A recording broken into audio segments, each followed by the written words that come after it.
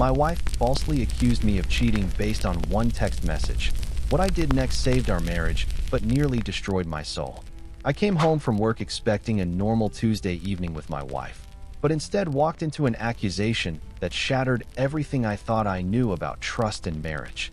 My wife Emma and I had been married for 6 years, together for 8. We met in college, dated through graduate school, and built what I thought was an incredibly solid relationship based on trust, communication, and mutual respect. We rarely fought, supported each other's careers, and were planning to start trying for kids next year. I genuinely believed we had one of those marriages that other couples envied. We still held hands, still laughed together every day, still made each other feel like the most important person in the world. Emma was my best friend, my partner, my everything. Which is why what happened that Tuesday in March felt like being hit by a freight train. I walked through our front door around 6:30, same as always, calling out, "Honey, I'm home," like some cliche from a sitcom. But instead of Emma's usual cheerful response from the kitchen, I was met with silence. I found her sitting at our dining room table with her laptop open and her phone in her hand. Her face was red and blotchy, like she'd been crying, and she had this expression I'd never seen before, a mixture of rage and devastation that made my stomach drop immediately. "We need to talk," she said in a voice that was ice cold. I sat down across from her, my mind racing through possibilities. Had someone died? Did she lose her job? Was she sick? "Who is Jessica?" she asked, sliding her phone across the table toward me. My heart stopped. Jessica was my coworker, a marketing coordinator who had started at our company about 6 months earlier. She was 24, fresh out of college, and admittedly attractive, but I had never thought of her as anything other than a colleague. "She's someone I work with," I said, confused. "Why?" Emma's eyes filled with tears. "Don't lie to me anymore." I saw the text. She turned her phone toward me, and I saw a message thread that made my blood run cold. According to the screen, I had texted Jessica at 3:47 p.m. that day. "Can't wait to see you tonight. Let's meet at our usual place. I'll make sure my wife doesn't find out." I stared at the message in complete shock. I had never sent that text. I had never even thought those words, let alone typed them out and sent them to anyone.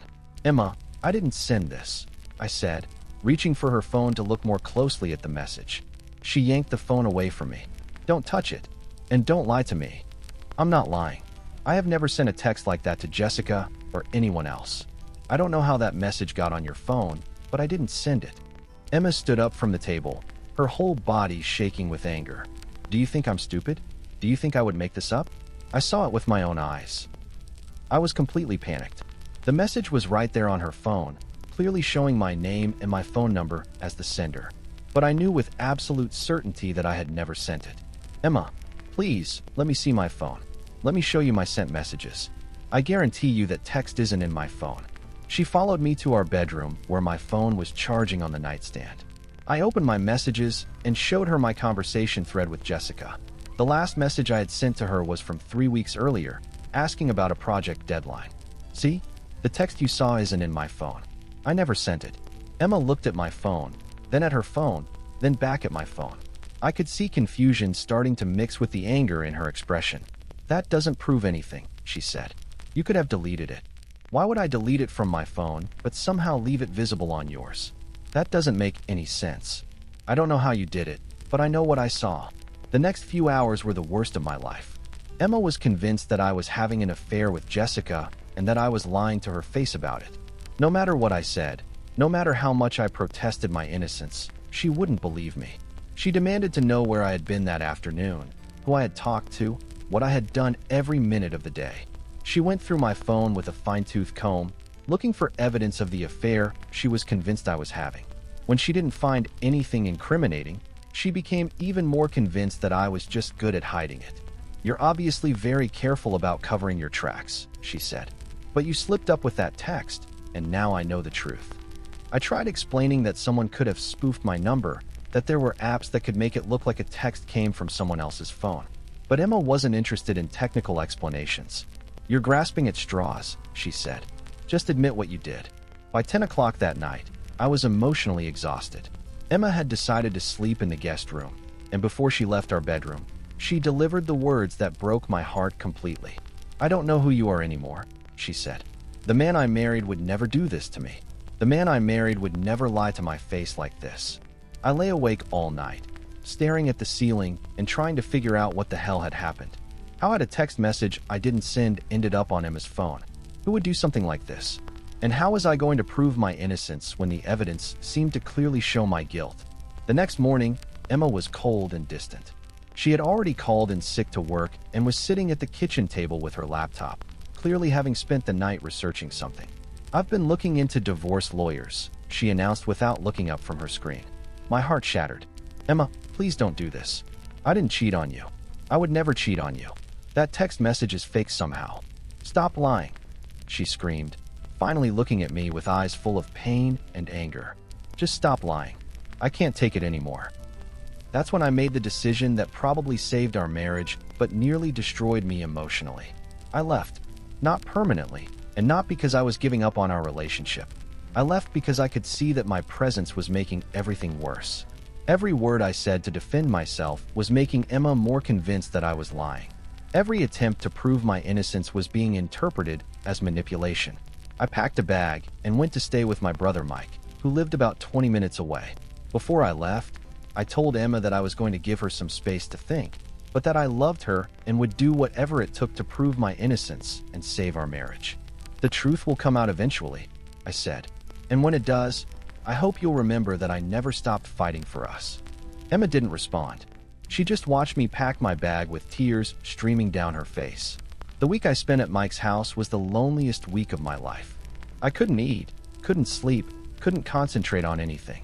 I kept checking my phone obsessively, hoping Emma would call or text, but she never did. Mike tried to be supportive, but he was clearly struggling with the situation too. He knew me well enough to believe that I would never cheat on Emma, but he also couldn't explain the text message any better than I could. "Maybe someone hacked your phone," he suggested. "Or maybe it's some kind of scam." I had already thought of those possibilities, but I couldn't figure out how either would result in a fake text appearing on Emma's phone that looked like it came from me. On Thursday of that week, I got a call from Emma. My heart leaped when I saw her name on my phone screen. "Can you come home?" she asked, her voice small and tired. "We need to talk." I drove home faster than I should have, my mind racing with possibilities. Had she realized the text was fake? Had she found some evidence that proved my innocence? Or was she calling me home to ask for a divorce in person? When I walked into our house, Emma was sitting on the couch with her laptop open and a cup of tea in her hands. She looked like she hadn't slept in days. "I owe you an apology," she said quietly. Relief flooded through me so intensely that I had to sit down before my legs gave out. "What happened?" I asked. Emma closed her laptop and looked at me with eyes full of guilt and regret. I figured out where the text came from. She explained that she had spent the past few days obsessively trying to find evidence of my affair with Jessica. She had looked through all my social media accounts, my email, my browser history, everything. When she didn't find anything suspicious, she started to doubt herself. That's when she remembered something. A few weeks earlier, her younger sister Ashley had been visiting and had asked to borrow Emma's phone to make a call because her own phone was dead. Ashley was 22, notorious for causing drama in the family, and had recently gone through a bitter breakup that had made her cynical about all relationships. Emma decided to call Ashley and ask if she knew anything about the text message. Ashley broke down and confessed immediately. Ashley had sent the fake text to Emma's phone using an app that allows you to spoof phone numbers and make it look like a message came from someone else. She had done it because she was trying to help Emma see that all men are cheaters and that she shouldn't trust me completely. Ashley had been jealous of our happy marriage and wanted to prove that I was no different from her cheating ex-boyfriend. She thought that if she could create some doubt in Emma's mind, Emma would become more guarded and realistic about our relationship. She had chosen Jessica's name because she had seen Emma mention her as my new coworker, and she figured Emma might be naturally a little insecure about me working with an attractive younger woman. Ashley had expected Emma to confront me about the text, and she had hoped that our resulting fight would make Emma realize that she couldn't trust me completely. She never expected that her fake text would nearly destroy our marriage. When Emma told me all of this, I felt so many emotions at once that I couldn't process them. Relief that I was finally vindicated. Anger at Ashley for what she had done.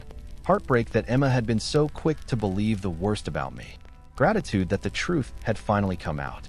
But mostly, I felt exhausted. "I'm so sorry," Emma said, tears streaming down her face. I should have trusted you. I should have known you would never do something like that. I should have looked for other explanations instead of just assuming you were lying to me. I wanted to be angry at her. Part of me was angry at her. But I could also see how devastating this whole experience had been for her too. She had genuinely believed that the man she loved and trusted had betrayed her in the worst possible way. Why didn't you trust me? I asked. After 6 years of marriage, why was your first instinct to believe that I was cheating rather than to believe that something else was going on? Emma was quiet for a long time. I don't know, she finally said. I think I've been more insecure about our relationship than I realized. You're successful, you're handsome, you work with attractive people, and sometimes I wonder what you see in me. When I saw that text, it confirmed my worst fears about myself. That broke my heart. I had no idea that Emma had been struggling with those kinds of insecurities. I thought our marriage was rock solid, but clearly there were underlying issues that we hadn't addressed. Emma, I said, taking her hands in mine, I chose you. Every day for 8 years, I have chosen you. I have never looked at another woman and wished I was with her instead of you. You are the love of my life, and nothing will ever change that. We talked for hours that night, really talked in a way that we hadn't in a long time. Emma told me about her insecurities, and I told her about how devastated I had been by her accusations and her refusal to trust me. It wasn't easy. We both said things that hurt. We both cried, but we also both committed to working through this together and coming out stronger on the other side. The next few months were the hardest period of our marriage, but also the most growth we'd ever experienced as a couple. We went to marriage counseling to work through the trust issues that Ashley's stunt had exposed. We learned how to communicate better about our insecurities and fears. We developed strategies for handling conflicts without jumping to the worst possible conclusions about each other's motives. Emma cut contact with Ashley completely. She said that anyone who would try to destroy her marriage for entertainment was not someone she wanted in her life, family or not. Ashley sent several apologetic messages, but Emma never responded to any of them. I struggled with forgiveness for a long time. I understood intellectually that Emma had been manipulated and that she was a victim of Ashley's scheme, just like I was. But emotionally, I was hurt that she had been so quick to believe I was capable of betraying her. Our therapist helped me understand that Emma's reaction wasn't really about me. It was about her own insecurities and past experiences that made her vulnerable to Ashley's manipulation. That didn't excuse her behavior, but it helped me understand it. Emma, for her part, worked hard to rebuild my trust. She was patient with my anger and hurt. She answered all my questions about why she had reacted the way she did. She did the work in therapy to address her insecurities so that something like this couldn't happen again. Slowly, we healed. It's been 2 years since the fake text incident, and our marriage is stronger now than it ever was before. We communicate better, we're more honest about our feelings and insecurities, and we have a deeper understanding of each other's vulnerabilities.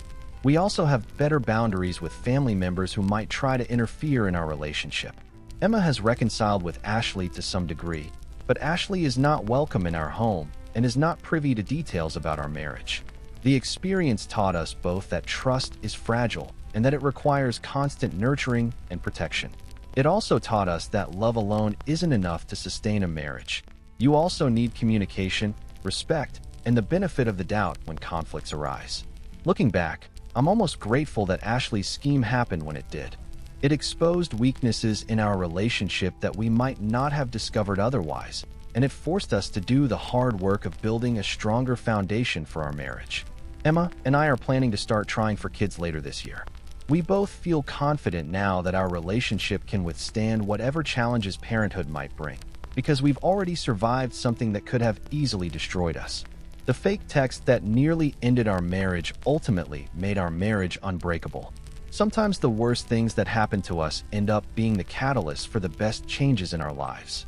Trust, once broken and rebuilt, can become stronger than it ever was before. Emma and I are living proof of that.